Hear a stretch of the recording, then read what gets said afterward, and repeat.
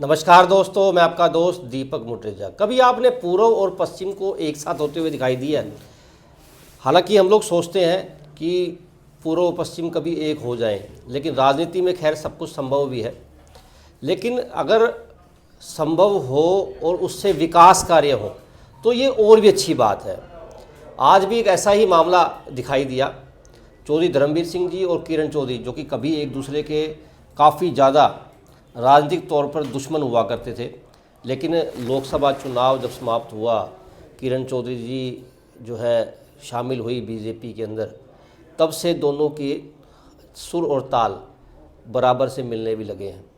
आज हम इसी विषय के ऊपर बातचीत करेंगे कि विकास कार्य किस प्रकार से दोनों मिल करके करवाने का प्रयास कर रहे हैं। हमारे साथ इसी विषय के ऊपर बातचीत करने के लिए अजय मल्होत्रा जी हैं, वरिष्ठ पत्रकार है, राजनीतिक विश्लेषक भी हैं। सर, आपका बहुत बहुत स्वागत है।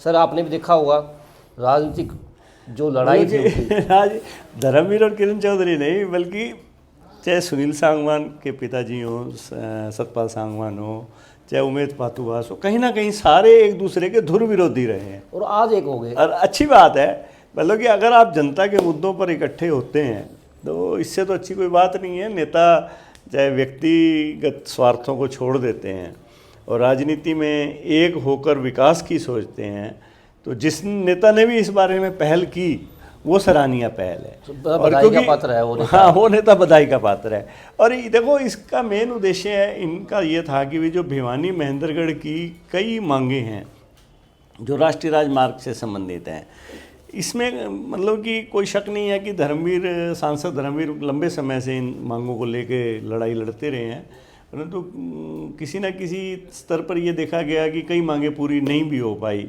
और धर्मवीर जी ने शायद ये ज़रूरी समझा होगा कि अब की बार बात का वजन बने, ताकि दोनों जो एमएलए जिनके इलाके हैं, ये बाडड़ा से उमेद पातुवास या सुनील सांगवान, किरण चौधरी जी राज्यसभा से एमपी हैं, और वैसे भी उनका जो परंपरागत विधानसभा क्षेत्र है जिस पे श्रुति ने आज चुनाव लड़ा है, उसमें से भी एक राष्ट्रीय राजमार्ग गुजरता है, तो फ़ायदा उनके क्षेत्र को भी होना है।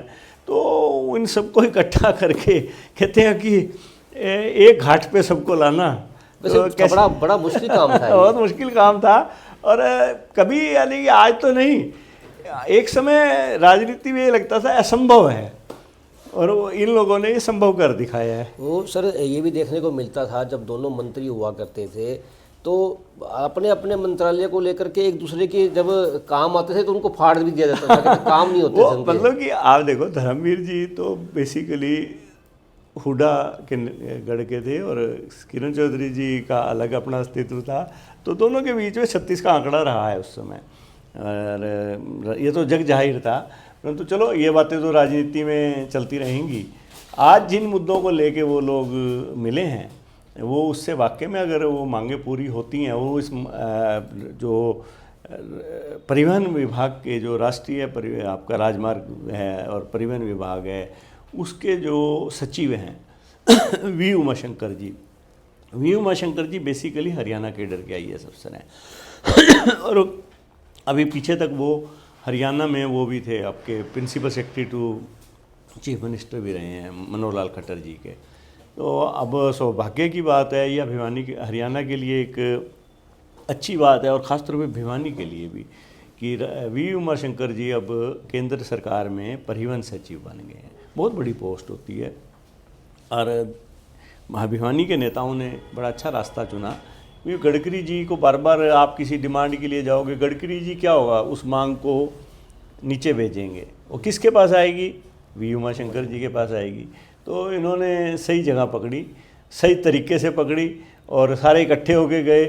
तो वहाँ उन्होंने जो मेन मांगे रखी हैं, उनमें एक तो जो हिसार रेवाड़ी वाया तोशाम जुई सतनाली होके राष्ट्रीय राजमार्ग बनना है, कई दिनों से पेंडिंग है, कभी हाँ होती है कभी ना होती।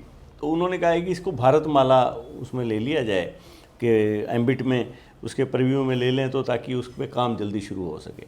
उसके बनने से देखो, हिसार और सरसा सीधे तौर पर आपके NH8 से जुड़ जाएंगे, और ये रेवाड़ी होते हुए फिर आगे गुड़गांव से जुड़ जाएगा।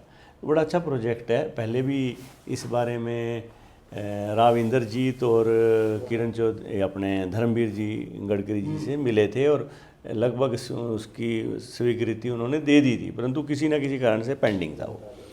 दूसरा मेजर काम था कि भिवानी से लोहारू, आपका रास्ते में लोहानी आता है, जूही आता है, डिघावा आता है, और लोहारू में भी फिर लोहारू पिलानी रोड से लेकर सूरजगढ़ रोड तक बाईपास बनने थे। इसकी प्रोजेक्ट रिपोर्ट बन चुकी है। डीपीआर बनने के बाद अब क्या है कि टेंडर का प्रोसेस है। तो इन नेताओं ने मांग की है भी इसको फटाफट प्रोसेस को आगे बढ़ा के, और ताकि बाईपास बनेंगे तो लोगों को काफ़ी सुविधा मिलेगी।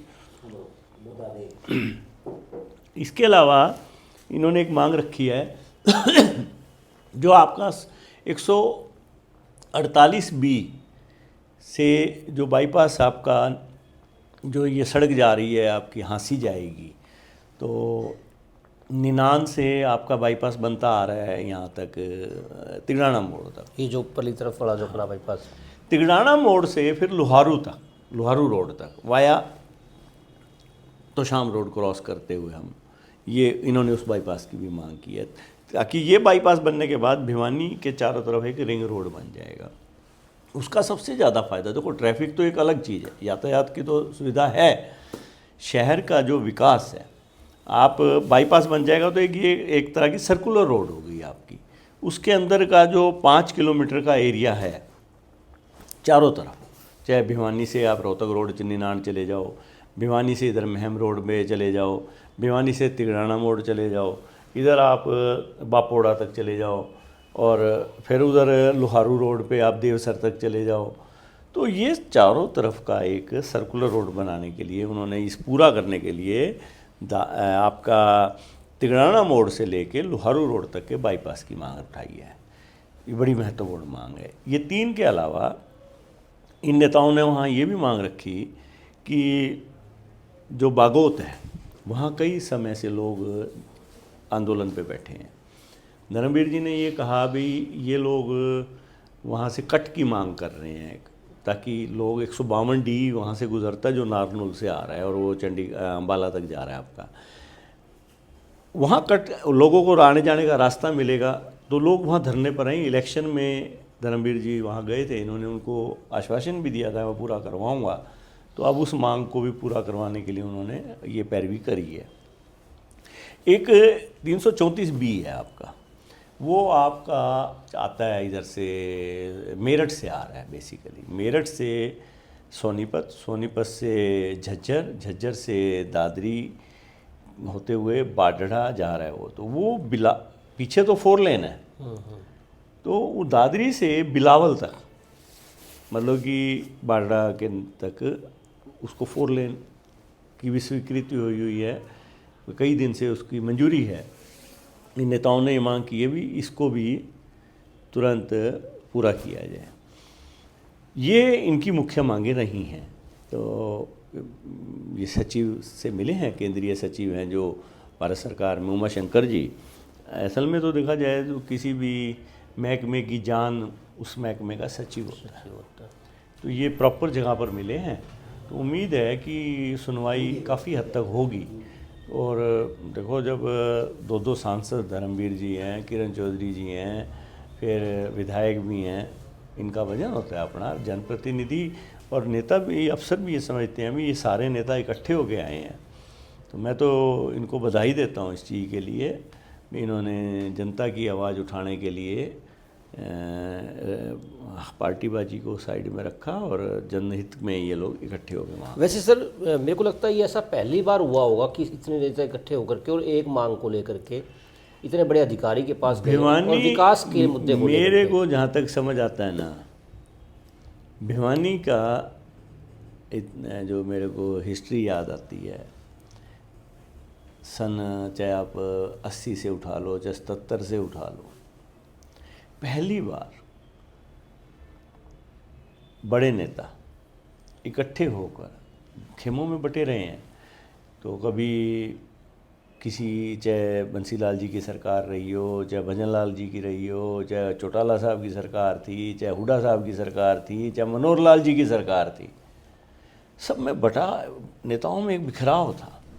और ये लोग कभी इकट्ठे होकर नहीं गए, और इसका देखो खामियाजा भी इलाके ने भुगता है, अभी तक भी भुगत अब रहा है। आप ये देखो 10 साल पहले जब हुड्डा साहब चीफ मिनिस्टर होते थे तो भिवानी से भेदभाव हुआ, उन्होंने आपका रोहतक से रोड चली कलानौर तक छोड़ दी, भिवानी से चली महेंद्रगढ़ तक छोड़ दी, मैं महेंद्रगढ़ भिवानी छोड़ दिया, दादरी महेंद्रगढ़, उधर महेंद्रगढ़ से ऊपर ऊपर जो करना है कर लो।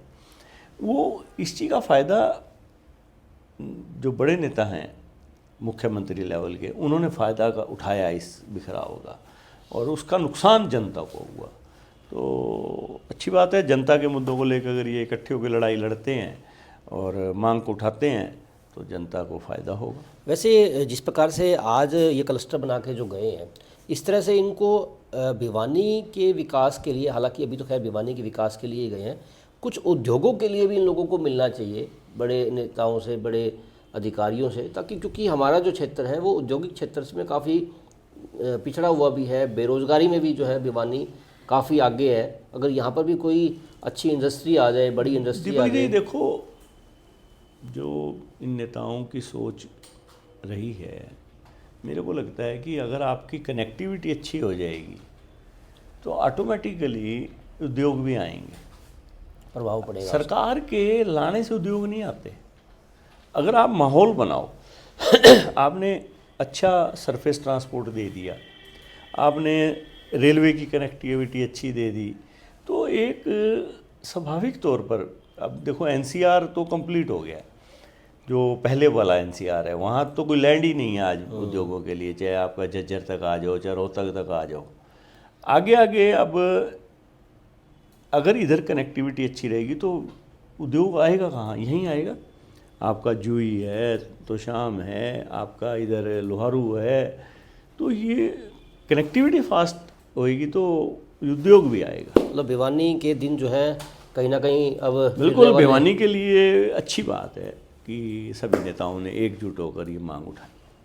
बिल्कुल दोस्तों, जिस प्रकार से आज जिस प्रकार से दिखाई दे रहा है, फ़ोटो के अंदर भी हम आपको फ़ोटो भी दिखा रहे हैं कि भिवानी के लोकसभा सांसद धर्मवीर सिंह जी, राज्यसभा सांसद श्रीमती किरण चौधरी जी, विधायक सुनील जी, उमेद वातुवास जी ने मिलकर के भिवानी महेंद्रगढ़ लोकसभा क्षेत्र के विकास के लिए एक साथ मिलने के लिए वी उमाशंकर जी के पास वहाँ पहुँचे हैं और विकास के लिए उन्होंने मांगे भी रखी हैं। ये काफ़ी अच्छी बात है कि इतने नेता इकट्ठे होकर के अगर किसी चीज़ के लिए जाएंगे, जिस प्रकार से मल्होत्रा जी ने बताया भी है कि दबाव पड़ता है, एक वज़न जो है वो आता है।